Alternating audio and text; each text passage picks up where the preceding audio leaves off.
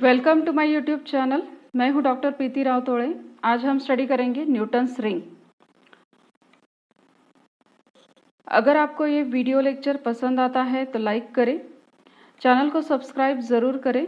Subscribe करने के बाद बेल आइकॉन पे क्लिक करें ताकि आने वाले वीडियोस का नोटिफिकेशन आपको मिलता रहे।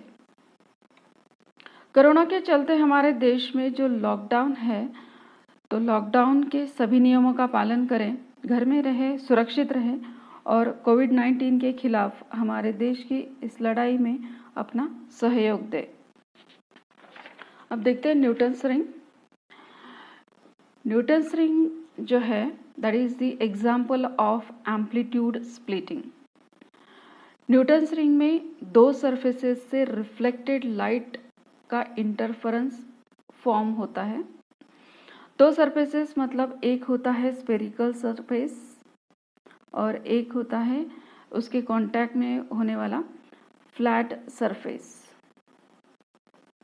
तो सेटअप जो है न्यूटन्स रिंग का, उसमें हम देख सकते हैं उसमें एक मोनोक्रोमैटिक सोर्स ऑफ लाइट होता है जिसको हमने एस से रिप्रेजेंट किया है।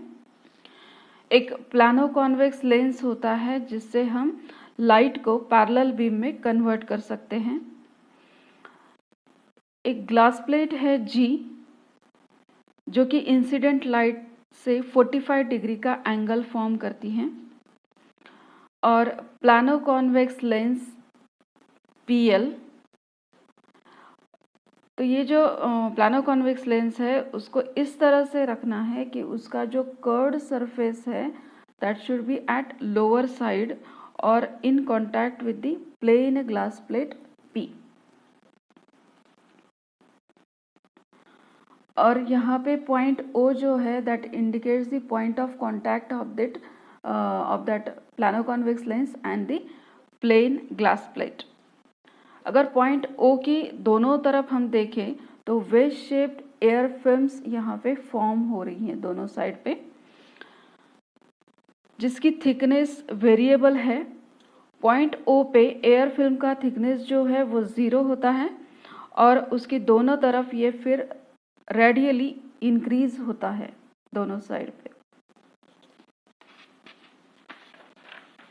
अब जब मोनोक्रोमैटिक सोर्स से लाइट एमिट होती है उसके बाद वो कॉन्वेक्स लेंस L से पास होके पैरेलल बीम में कन्वर्ट होती हैं।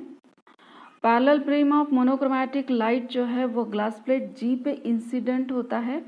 ये ग्लास प्लेट 45 डिग्री का एंगल हॉरिजॉन्टल एक्सिस से फॉर्म करती है और इसलिए जब इस पे लाइट इंसिडेंट होता है तो वो वर्टिकली डाउनवर्ड रिफ्लेक्ट होता है, और ये लाइट प्लानो कॉन्वेक्स लेंस के कर्व सरफेस से और ग्लास प्लेट P के लोअर सरफेस से रिफ्लेक्ट होता है, और रिफ्लेक्ट होने के बाद उनका इन दोनों का इंटरफेरेंस फॉर्म होता है। इन दोनों रिफ्लेक्टेड लाइट का इंटरफेरेंस फॉर्म होता है और वो इंटरफेरेंस हम ट्रैवलिंग माइक्रोस्कोप M से ऑब्जर्व कर सकते हैं। ये जो इंटरफेरेंस पैटर्न होता है उसमें alternate dark and bright concentric rings होती हैं जिसे हम न्यूटन्स रिंग्स बोलते हैं। अब जो इंटरफेरेंस पैटर्न फॉर्म होगा उसमें हमने देखा कि alternate bright and dark rings होती हैं। तो जब कंस्ट्रक्टिव इंटरफेरेंस फॉर्म होता है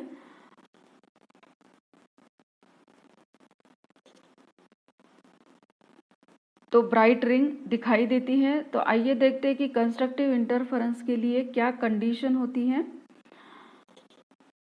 ये फिल्म्स जो है वो वेव शेप फिल्म का इंटरफेरेंस है, इसलिए जैसे कि पिछले लेक्चर में हमने फाइंड आउट किया था कि condition for constructive interference of wave shape film that is given by twice mu T cos of beta plus gamma minus lambda by 2, और कंस्ट्रक्टिव इंटरफेरेंस के लिए that is equivalent to n lambda. ये condition कैसे आई है, कैसे derive किया है इक्वेशन, वो आप पिछले लेक्चर में देख सकते हैं वेव शेप फिल्म्स के। तो जब नॉर्मल इंसिडेंस होगा तो उसमें अल्फ़ा, बीटा एंड गामा की वैल्यू 0 होंगी एंड एयर फिल्म्स है तो रिफ्रैक्टिव इंडेक्स म्यू होगी। तो अब अगर हम ये वैल्यूज इस इक्वेशन में पुटअप कर देते हैं तो इक्वेशन हो जाएगा twice T minus lambda by 2 that is equal to N lambda.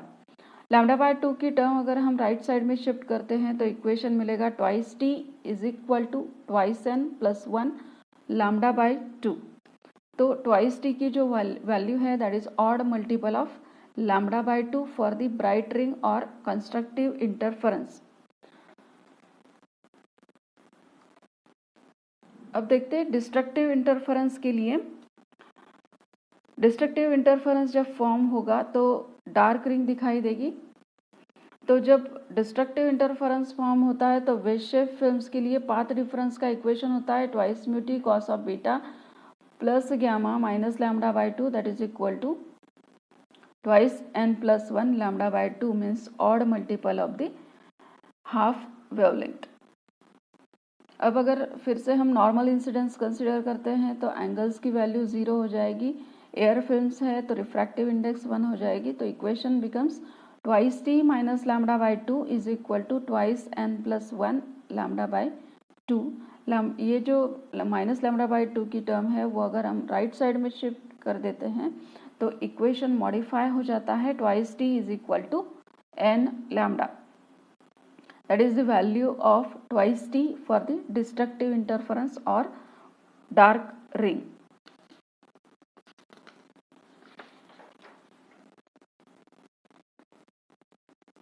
यहाँ पे n की वैल्यू जो है 0, 1, 2, 3 एंड सो ऑन होगी। तो फाइंड आउट करेंगे कि डायमीटर ऑफ nth रिंग, उसके लिए नीचे दी गई फिगर हम कंसिडर करेंगे। इसमें हमने प्लानो कॉन्वेक्स लेंस लिया है और उस प्लानो कॉन्वेक्स लेंस को इस तरह से रखा है कि that touches the plane glass plate और कर्व सरफेस जो है वो नीचे की साइड पे है। तो प्लानो कॉन्वेक्स लेंस का जो रेडियस ऑफ कर्वेचर है उससे हमने ये सर्कल वहाँ पे ड्रॉ किया है। तो उस सर्कल का सेंटर है O और उसका रेडियस जो है वो कैपिटल R है। इस फिगर में प्लानो कॉन्वेक्स लेंस और प्लेन ग्लास प्लेट, इसमें जो वेज शेप फिल्म्स यहाँ पे दोनों साइड में तैयार हो रही है तो उसमें ब्राइट और डार्क रिंग इंटरफेरेंस से फॉर्म होंगी।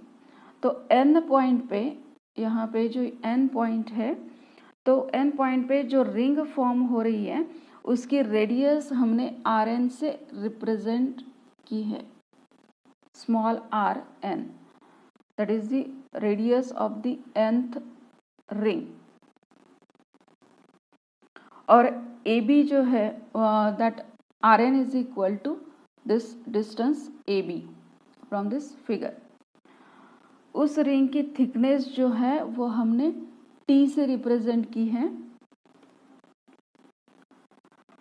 तो अब कंसिडर करते हैं कि N पॉइंट पे जो रिंग फॉर्म हो रही है वो ब्राइट रिंग है। ओके, तो इससे हमें डायमीटर ऑफ nth रिंग हम फाइंड आउट करने वाले हैं। तो इसके लिए हमने यहाँ पे जो रिंग फॉर्म हो रही है वो ब्राइट वहाँ पे कंसिडर की है। तो फिगर से अगर हम ट्रायंगल OAB कंसिडर करते हैं तो पाइथागोरस का फॉर्मूला वहाँ पे अप्लाई करेंगे तो हमें मिल जाएगा OB square that is equal to OA square plus AB square. लेकिन OB जो है that is equivalent to the radius of curvature of the lens.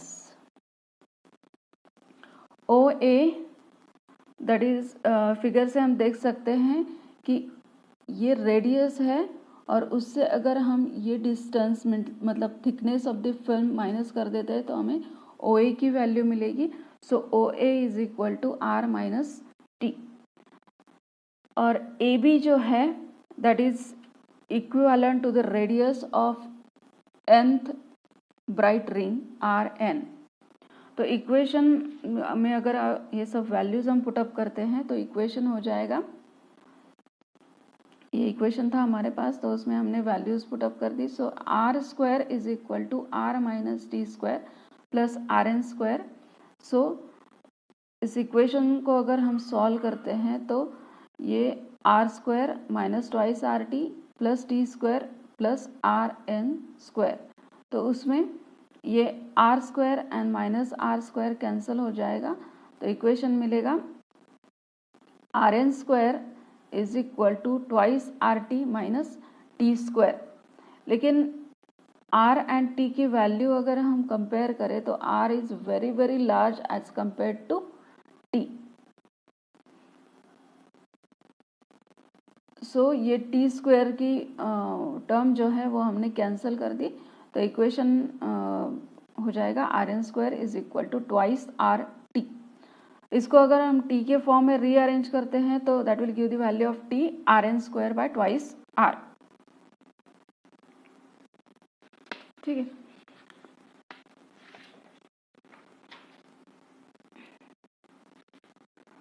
तो टी की वैल्यू हमें मिली है R N square by twice R. लेकिन जैसे कि ब्राइट रिंग का डायमीटर हम फाइंड आउट कर रहे हैं, तो कंस्ट्रक्टिव इंटरफेरेंस के लिए कंडीशन जो है वो है twice mu T cos of beta plus gamma minus lambda by two is equal to N lambda.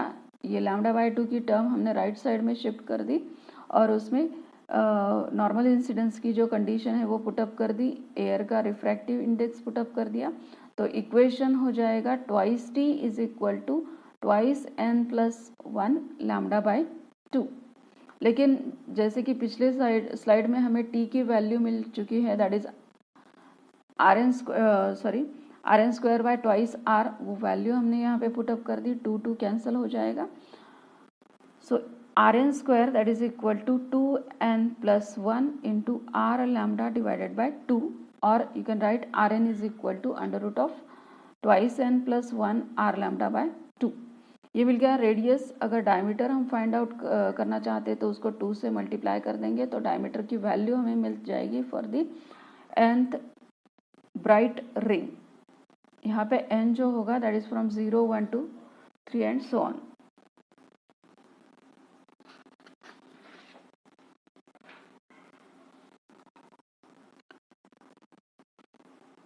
जैसे हमने ब्राइट रिंग का डायमीटर फाइंड आउट किया, उसी तरह से डार्क रिंग के लिए डिस्ट्रक्टिव इंटरफेरेंस की कंडीशन होगी twice mu T cos of beta plus gamma minus lambda by two is equal to twice N plus one lambda by two.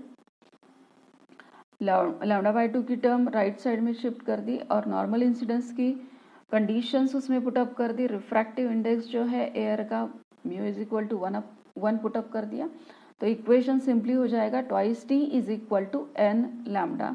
लेकिन फिर से हमें टी की वैल्यू मिल चुकी है that is R N square by twice R, तो वो वैल्यू हमने इसमें पुटअप कर दी that is equal to N lambda. So R N हो जाएगा under root of N R lambda, या हम डायमीटर के फॉर्म में उसको लिख सकते हैं twice R N is equal to two into under root of N R lambda, where n is equal to 0 1 2 3. So this equation gives the diameter of the nth dark ring.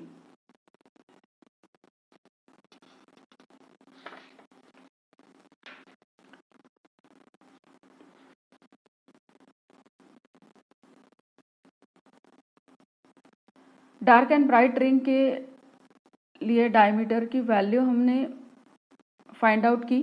अब देखते हैं कि plano convex lens और plane glass plate का जो contact point है, जो कि इंटरफेरेंस पैटर्न का सेंटर रिप्रेजेंट करता है, वहाँ पे कौन सी रिंग होगी, डार्क या ब्राइट।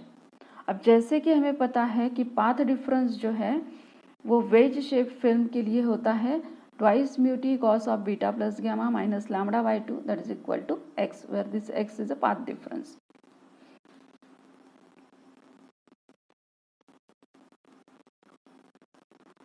अब ये दोनों का कांटेक्ट पॉइंट है, तो यहाँ पे थिकनेस जो होगी वो t is equal to 0, contact point के वहाँ पे थिकनेस जो होगी फिल्म की वो 0 होगी, और नॉर्मल इंसिडेंस की वैल्यूज हमने कंडीशन वहाँ पे पुटअप की और रिफ्रैक्टिव इंडेक्स एयर का पुटअप कर दिया, तो इक्वेशन हो जाएगा t की वैल्यू पुटअप कर दी तो ये पूरा टर्म 0 हो जाएगा और x is equal to lambda by 2। So और पाथ डिफरेंस अगर odd multiple of half wavelength होता है तो वहाँ पे डिस्ट्रक्टिव इंटरफेरेंस फॉर्म होता है, इसलिए सेंटर जो है वो डार्क होता है। डार्क पॉइंट हमें वहाँ पे मिलता है at the centre of the Newton's ring. अब जो सोर्स हम यूज़ कर रहे हैं उसकी वेवलेंथ अगर हमें फाइंड आउट करनी है तो उसके लिए हमें पहले रेडियस जो है nth रिंग का, डार्क रिंग का, उसके लिए वैल्यू मिल चुकी है या इक्वेशन मिला है, that is Rn² is equal to NR lambda. अगर डायमीटर के फॉर्म में उसको लिखते हैं तो Dn² is equal to 4NR lambda. ये nth रिंग के लिए मिल गया।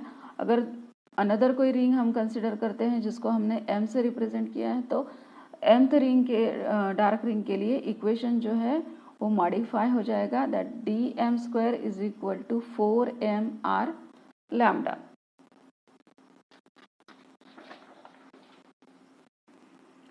अब ये सेकंड इक्वेशन जो है वो सब्सट्रैक्ट करते हैं फ्रॉम इक्वेशन 1, तो इक्वेशन हमें मिल जाएगा that Dn² minus Dm² is equal to, बाकी की जो टर्म्स है वो कॉमन है तो 4R लैम्डा हमने कॉमन निकाल लिया एंड ब्रैकेट में आएगा n माइनस m, या इसको लैम्डा के फॉर्म में हम रिप्रेजेंट कर सकते हैं या रीअरेंज कर सकते हैं। तो इक्वेशन मिलेगा lambda is equal to Dn² minus Dm² divided by 4n minus m into are.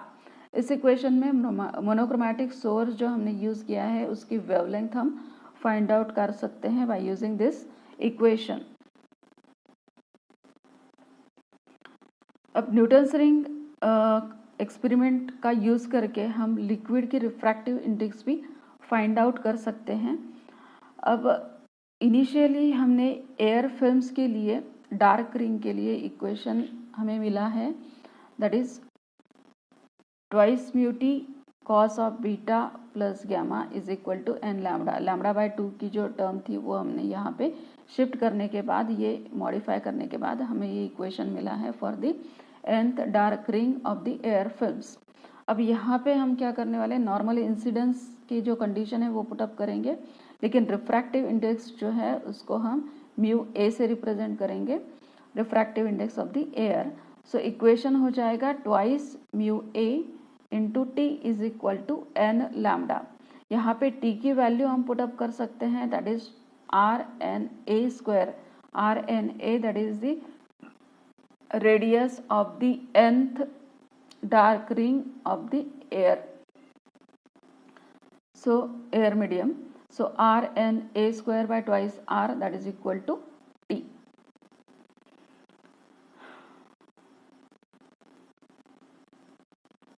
तो ट्वाइस म्यू,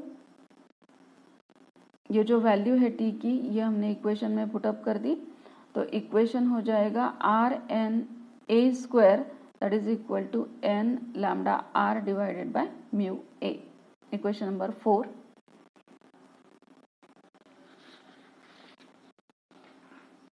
इसमें डायमीटर को हम वो जो इक्वेशन था उसको हम डायमीटर के फॉर्म में लिख सकते हैं, Dna² that is equal to 4n lambda R by mu A. अब अगर उस एयर को रिप्लेस करके वहाँ पे अगर हम लिक्विड रख देंगे तो लिक्विड की वेव शेप फिल्म्स वहाँ पे फॉर्म होंगी एंड उसके लिए उस लिक्विड से जो इंटरफेरेंस फॉर्म होगा लिक्विड यूज़ करने के बाद, तो उसके लिए nth रिंग का जो डायमीटर है वो हमने DNL से रिप्रेजेंट किया है, so DNL² that is equal to 4n lambda R divided by mu L. बाकी की जो टर्म्स है वो सेम होंगी, सिर्फ रिफ्रैक्टिव इंडेक्स जो है वो चेंज होगी मीडियम चेंज होने की वजह से। और अगर हम इक्वेशन 5 को 6 से डिवाइड कर देते हैं तो हमें इक्वेशन मिलेगा Dna² by DNL² that is equal to, यहाँ पे जो सेम टर्म्स है वो कैंसिल हो जाएगी और इक्वेशन बन जाएगा mu L upon mu A that is equal to Dna² by DNL²। So mu L is equal to mu A into this term as it is. तो यहाँ पे म्यू ए हम पुटअप कर सकते हैं कि एयर की रिफ्रैक्टिव इंडेक्स 1 होगी, तो simply refractive index of that liquid is equal to D N A square by D N L square. तो इस इक्वेशन से हम लिक्विड की रिफ्रैक्टिव इंडेक्स फाइंड आउट कर सकते हैं किसी भी लिक्विड की। तो अगर आपको ये लेक्चर पसंद आया, वीडियो लेक्चर, तो आप लाइक कर सकते हैं और चैनल को सब्सक्राइब ज़रूर करें। Thank you.